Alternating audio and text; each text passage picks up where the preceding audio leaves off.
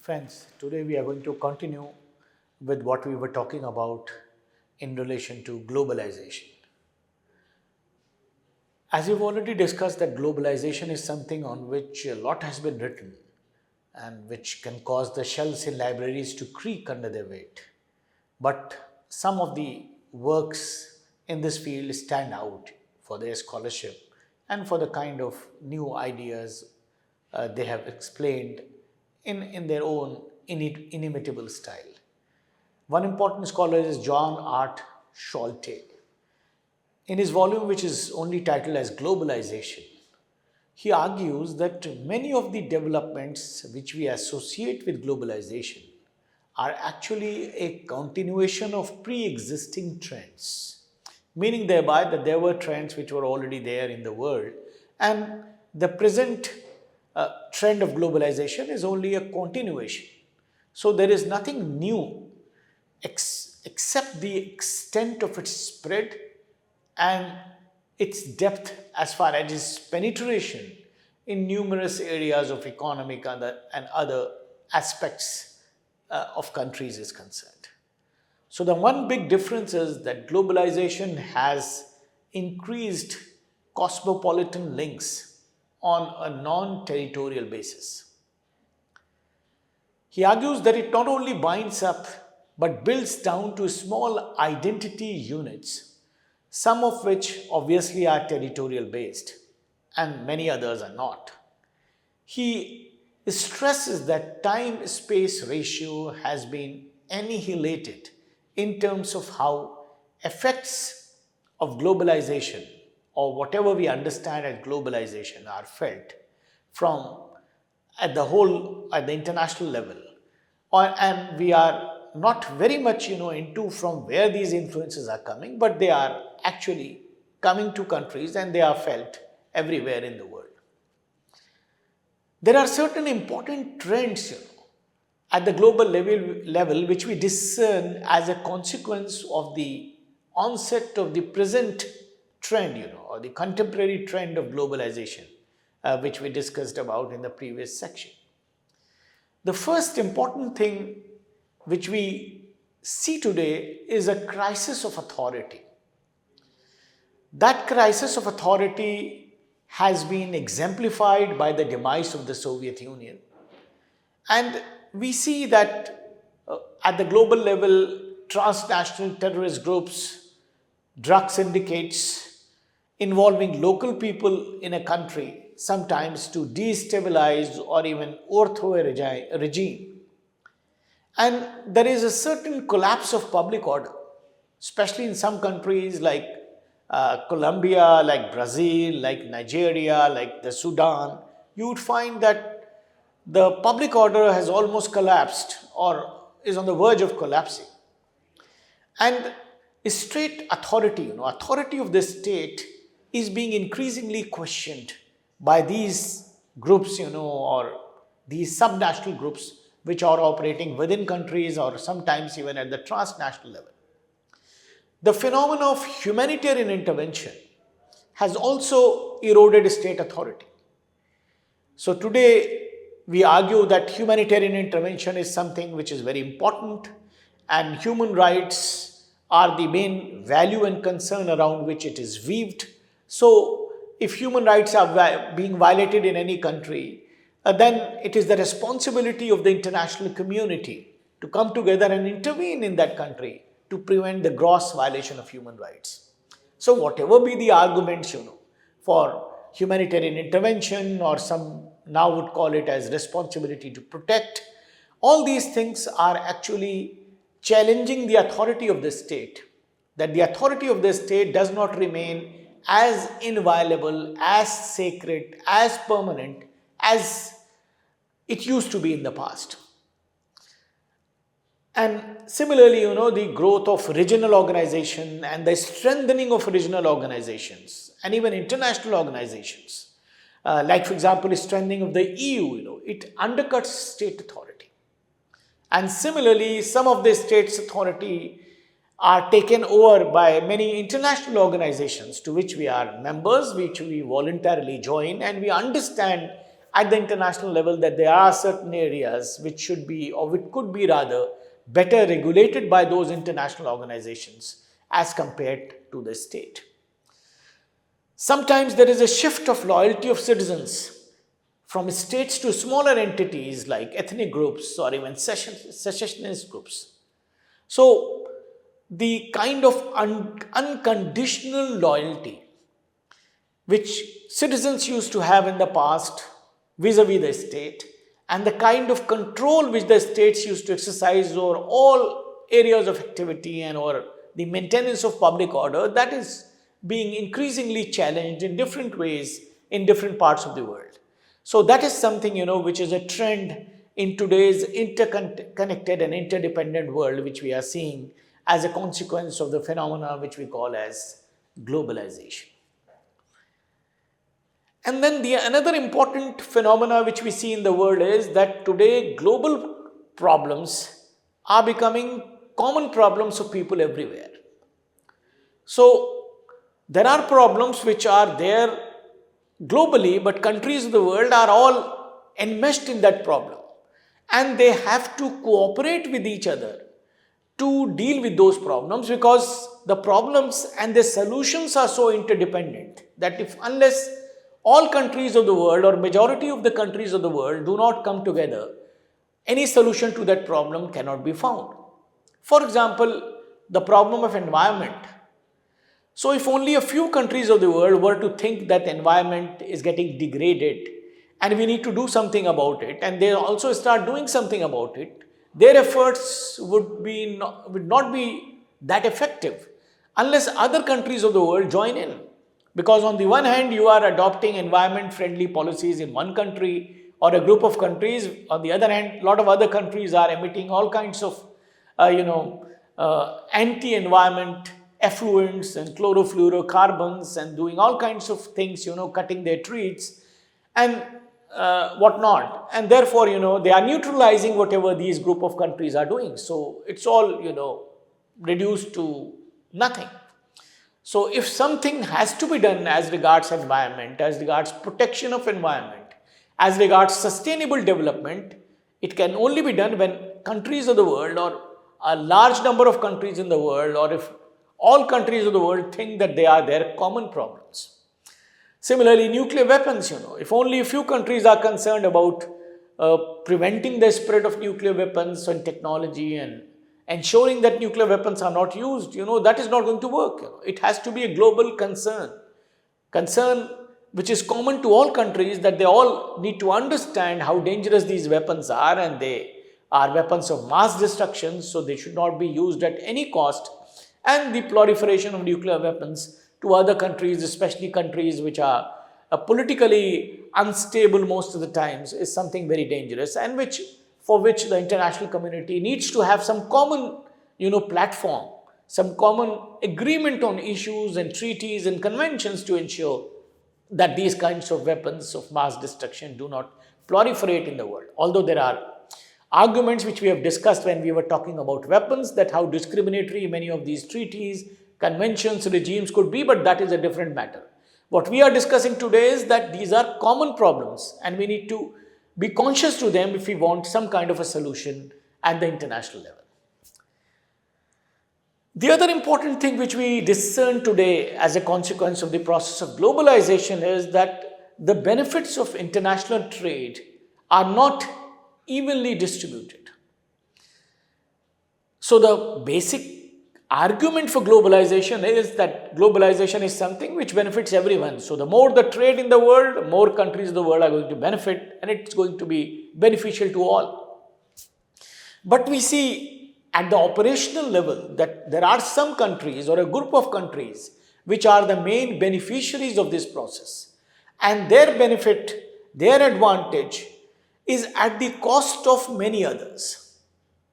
So for example, if Canada benefits if it moves its factory of which produces certain things to Bangladesh, for example, to take advantage of the cheap labor available there, and then that finished product is exported back to Canada.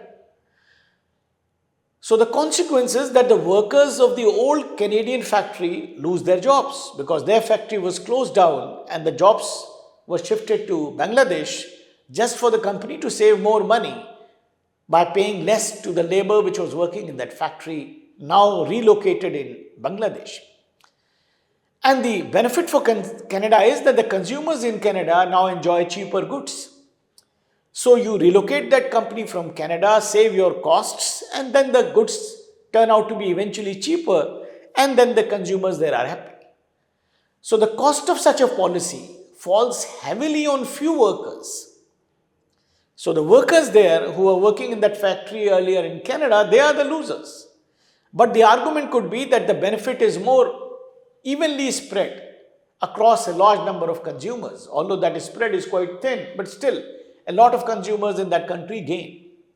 So some are gaining here, fine, within the developed countries of the world, but at the cost of some people there. Whereas, on the other hand, if you look at it at the macro level, the rich countries, if you take the rich country like Canada or USA as one unit, one finds that the flow of capital is taking place from the developing or the underdeveloped countries of the world to the rich countries of the world. So here how the benefits of trade are getting distributed, that the rich countries are getting richer and the poor countries are getting poorer.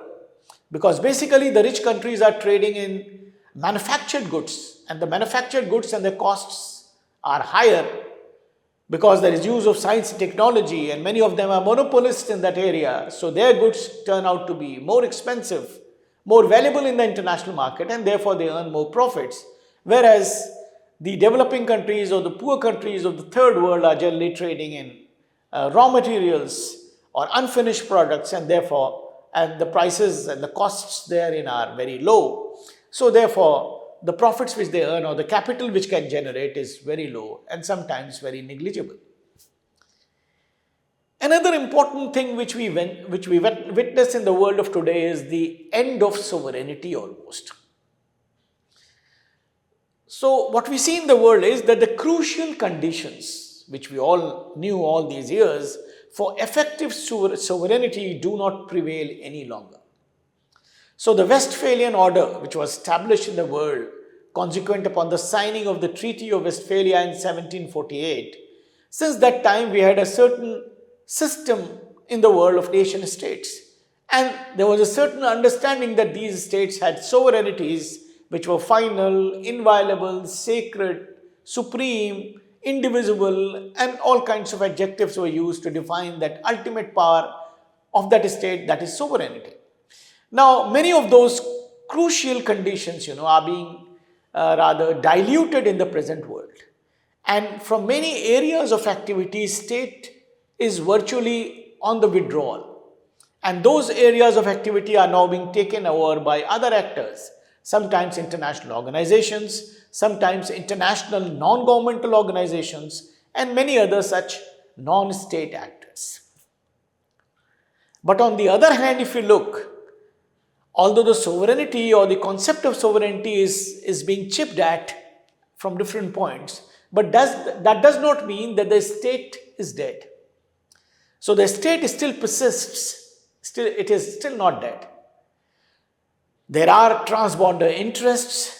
States negotiate on behalf of the people in multilateral bodies, in international treaties and conventions, which they help to negotiate. And there are many other functions, which the states are called upon to perform even today. So still we have not reached to a point where we might say that the state is withering away, or a state is dying, or a state is dead. A state is very much a useful entity in the present international system, and it still retains its position as the main actor in international politics, representing the people who inhabit the territories on which that states or those states claim to represent. Although there are many challenges to the authority of the state, there are intra-state conflicts, there are subnational threats, which are there with the states, and there are all kinds of groups, which sometimes violently challenge the authority of the state. Nevertheless, state persists, and its utility and usefulness is still being realized, felt and rather felt by countries and people in the international system. Another important trend we witness in the international system is the existence of sub-state global governance.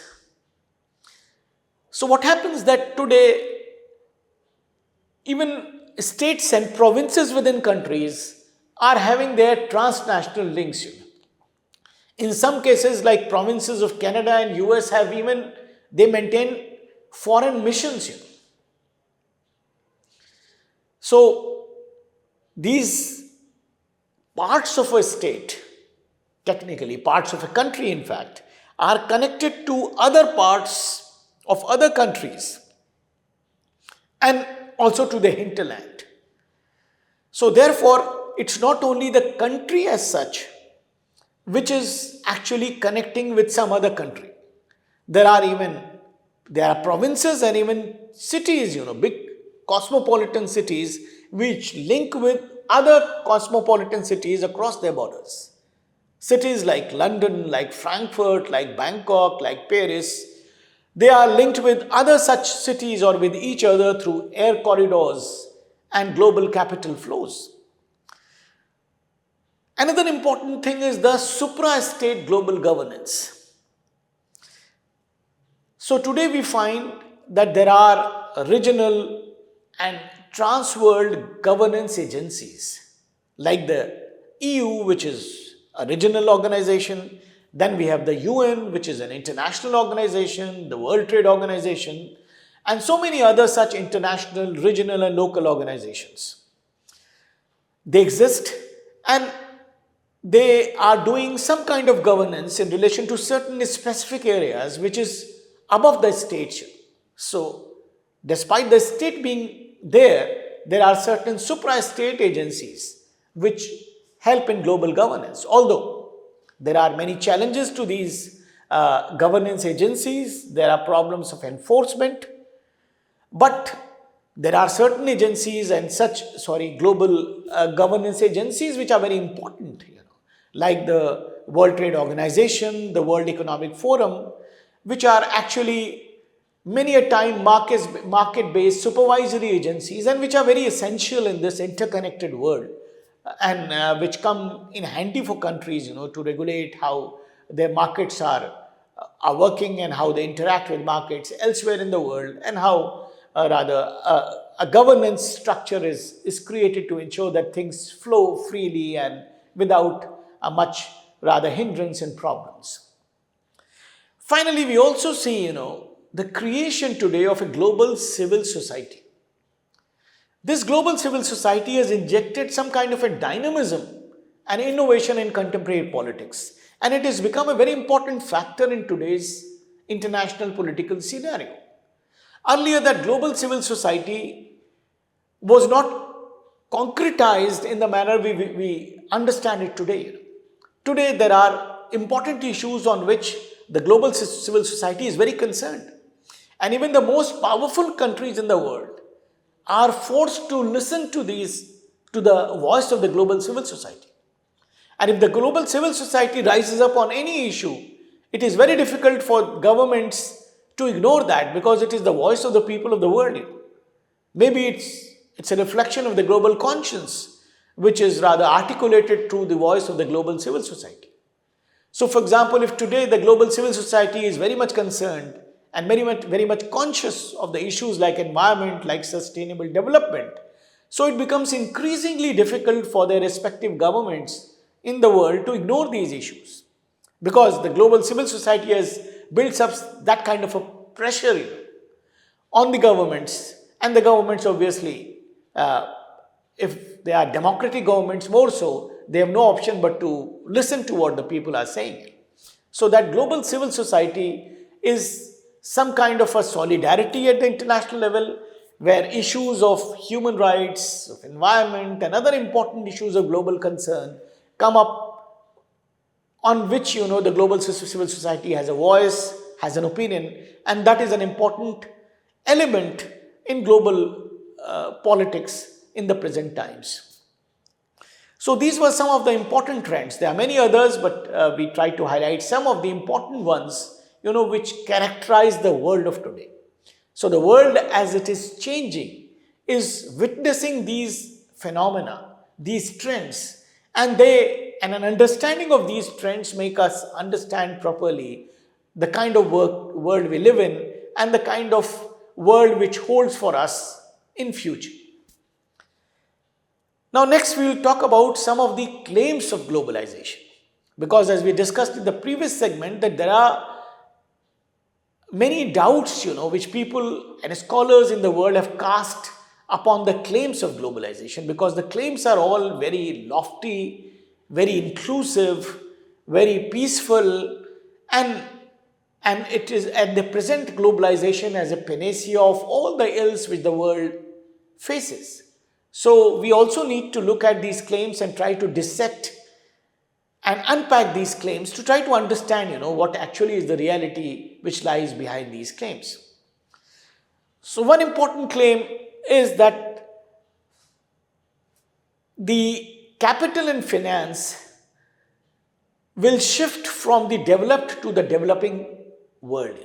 Means the developing world will also be incorporated in a global system, global economic system, where the benefits of capital and finance will almost equally be felt everywhere in the world.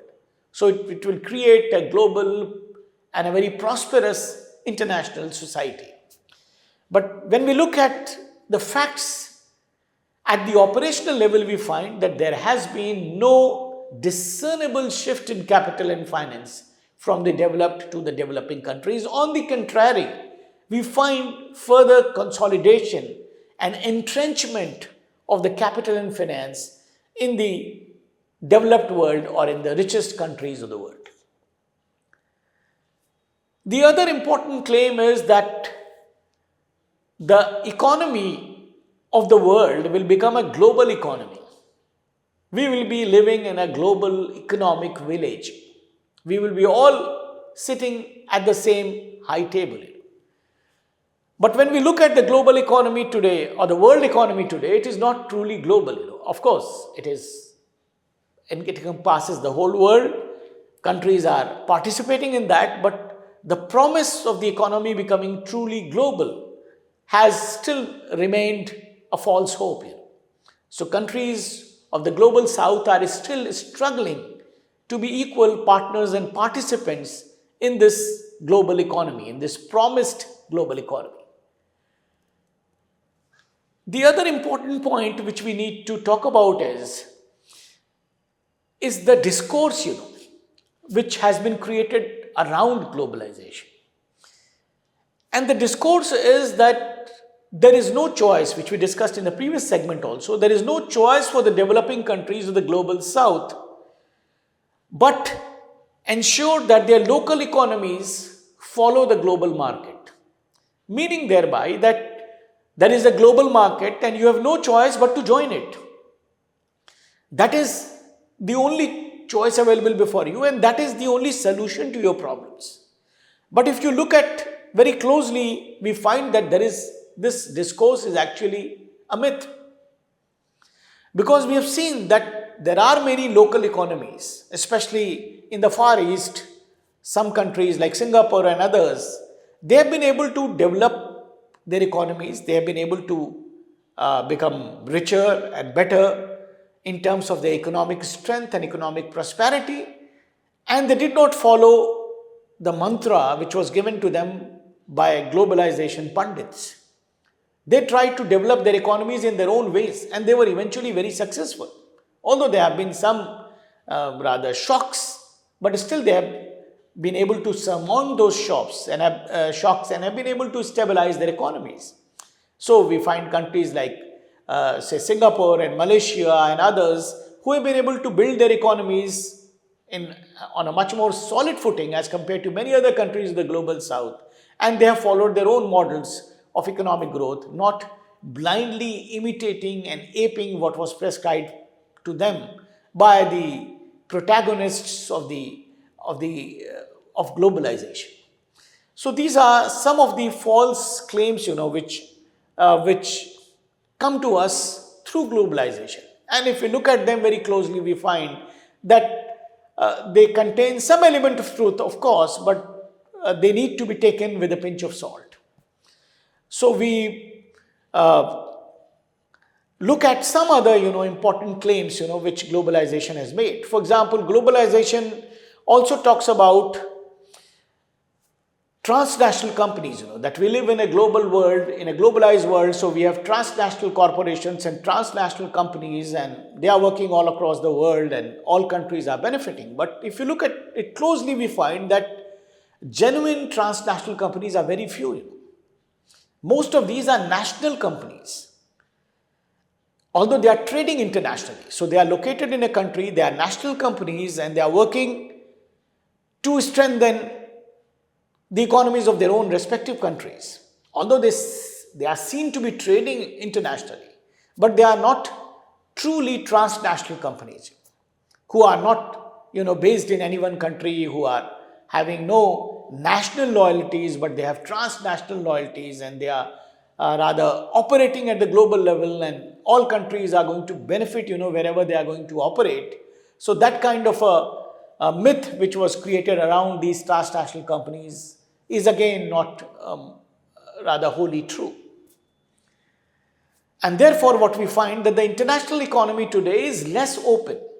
So the claim is that it is opening up the global economy. It's open, but if you look at it closely, you find that the international economy is much less open than what it was between 1870 and 1914.